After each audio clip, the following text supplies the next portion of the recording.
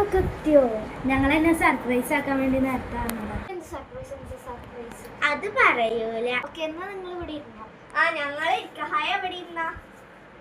നീ അവിടെ അതിന്റെ റൂമൊക്കെ ഇഷ്ടപ്പെട്ടോ? ഓ, അതിന്റെ റൂം അടിപൊളിയായിട്ടുണ്ട്. നിങ്ങൾ നേരത്തെ വന്നോണ്ടല്ലേ ഞാൻ റൂം ഡെക്കറേറ്റ് ചെയ്തിട്ട് ഫുള്ള് അടിപൊളിയാക്കിയത്. ഈ അൽമാറൊക്കെ കാണാൻ നല്ല ഇൻട്രസ്റ്റിംഗ് വൈബായിട്ട്. ആ, എന്നാ നിങ്ങളെല്ലാരും തിന്നോളേ.